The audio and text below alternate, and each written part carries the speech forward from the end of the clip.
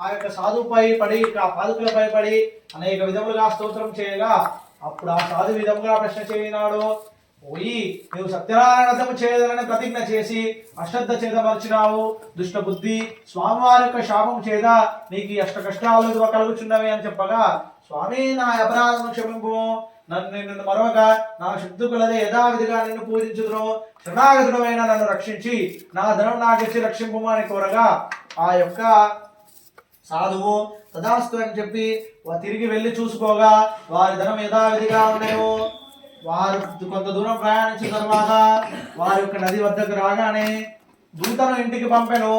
ఆ యొక్క దూత తమ ఇంటికి వెళ్ళి భర్త అయిన లీలావతికి కూతురు కళావతికి ఈ విధముగా చెప్పుచున్నారు, అమ్మా మన షావుకారు గారు అల్లుడితో మన యొక్క రత్న మన పురానికి చేరుచున్నారు అని చెప్పాను. ఆ యొక్క దూత మాటలు విన్నటువంటి లీలావతి పరుగు పరుగున భర్తను చూచుటకై వెళ్ళను. కళావతి వ్రతము పూర్తి చేసినది కానీ ఆ యొక్క తీర్థ ప్రసాదం స్వీకరించకుండా భర్తను చూచుటకై వెళ్ళను. అందుకు ఆగ్రహించినటువంటి శ్రీమన్నారాయణుడు ఆ యొక్క పడవను నీళ్లలో ముంచివేసెను. తీరమునందున జనులందరూ కూడా ఆశ్చర్యము పొందిరి.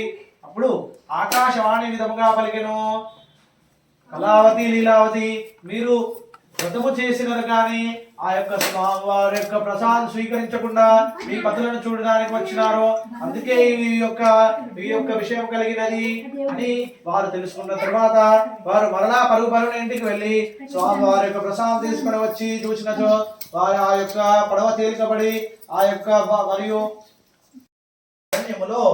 ఒక మర్రి వృక్షము కింద గోపాలుడు అందరూ కూడా తమ యొక్క వైభవం కొలది ఆ యొక్క సత్యనారాయణ వ్రతం యథావిధిగా చేయుచుండెను.